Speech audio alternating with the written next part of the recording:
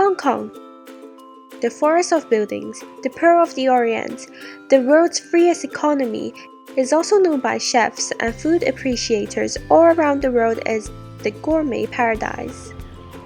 It is no secret that this place has incorporated Eastern and Western values in such a way that makes it one of the most international places to ever exist. Walk down the street in Mongkok and you'll see these. But walk through a mall and you'll see these.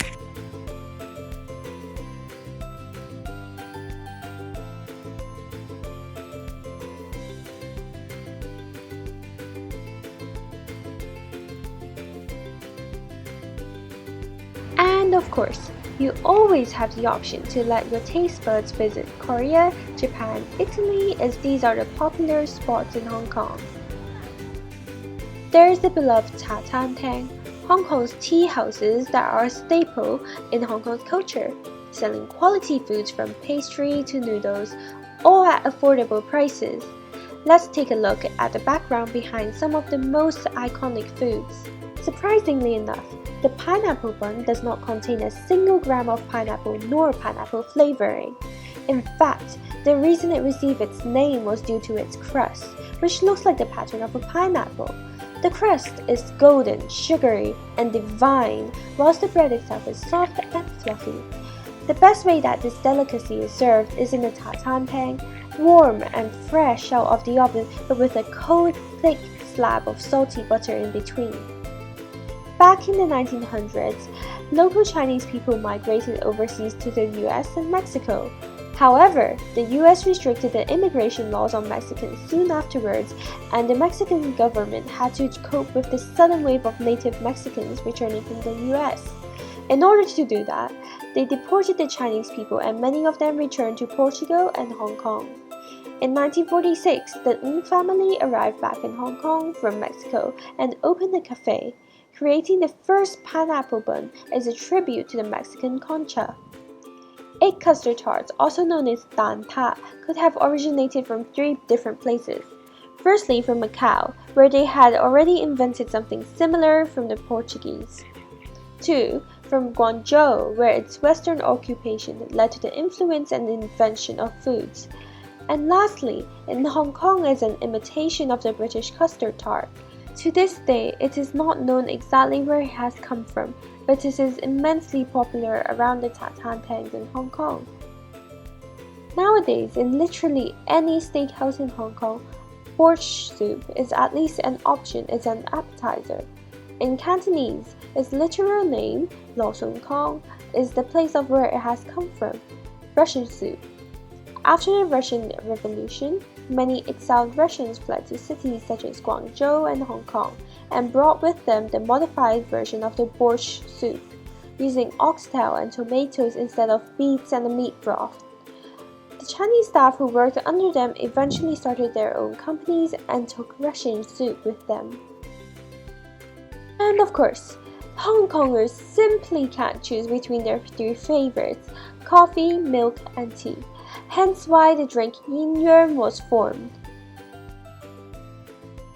Barbecued pork, char siu. What do people usually think of when this Hong Kong classic comes to mind?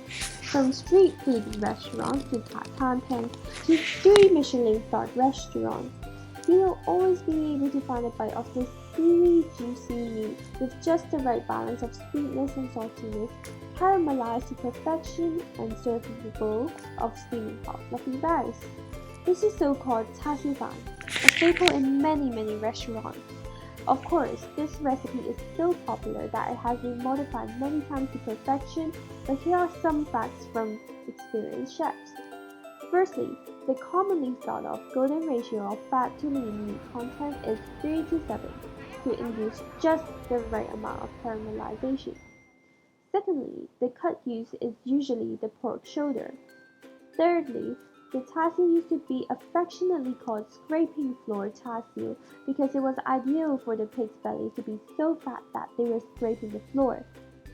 Fourthly, the red-brown color of the meat traditionally comes from red yeast rice, but more recently it comes from the marinade, which consists of fermented red tofu, soy sauce, and hoisin sauce. swiftly. The dish became widely popular in Hong Kong in the 1940s to 50s, the Industrial Revolution, where workers dominated the city. During this period, the tattoo was a favorite commodity, a widely affordable, scrumptious yet filling quick lunch, and it has retained its popularity till this very day. There's a rumor, take this with a grain of salt, it is merely a rumor, but it is a rumor that a Westerner ordered the Swiss sauce chicken wings, also known as 水洗汁雞翼, and upon tasting them, he yelled to a waiter that it was sweet. Of course, the waiter could not understand, and therefore he asked his co-worker to translate it. But his co-worker did not understand either, and he thought he was saying "so," the Cantonese Swiss, and therefore he assumed that the customer was saying it tasted like Swiss food. Yes, Hong Kong may have its unique compilation of Western food restaurants and Eastern food restaurants, but within the iconic foods that are thought to be local, there can still be global influences found from the widely international history of Hong Kong. This proves more than anything that Hong Kong is an international city that pays homage to its past occupiers in order to develop its own tradition. Thank you.